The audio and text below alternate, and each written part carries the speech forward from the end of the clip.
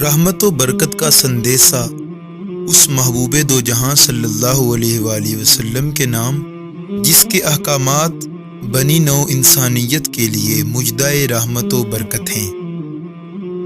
السلام علیکم معزز احباب، محبت اطاعت کے بغیر اور اطاعت محبت کے بغیر بالکل ناممکن اور غیر مقبول ہے۔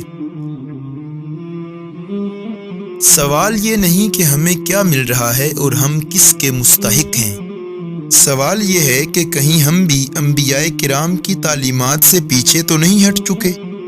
جس طرح قوم یہود اپنے نبیوں کی باتوں پر کان نہیں دھرتے تھے، کہیں ہم بھی اپنی ضروری یا غیر ضروری خواہشات کی تکمیل کے لیے قوم یہود کی طرح ہیلے بہانے کر کے اللہ خیر الرازقین کے وعدہ رزق کو بھول گئے۔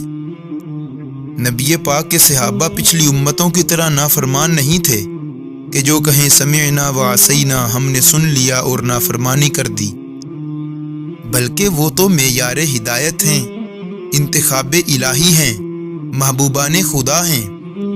حضرات صحابہ کرام نے جس طرح سے اللہ کریم کی اطاعت اور حضور اکرم صلی اللہ علیہ وآلہ وسلم کی فرما برداری میں خود کو پیش کیا، اس کی مثال نہ ان سے پہلے ملتی ہے نہ ہی ان کے بعد ملتی ہے۔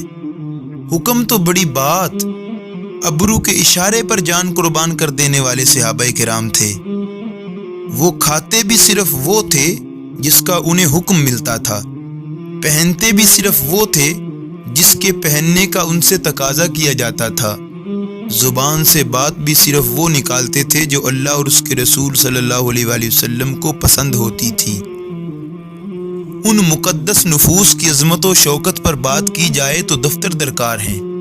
غور طلب بات یہ ہے، اگر ہم صرف اپنے بڑوں اور اپنے پہلوں سے اپنی نسبت پر ہی فخر کرتے رہیں گے اور خود ان کے نقوش قدم نہ لیں گے، اللہ کریم کی کتاب ہمیں بھی وہی کہہ دے گی جو یہودیوں کو کہا۔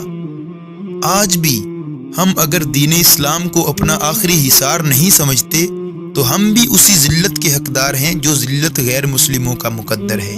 والسلام۔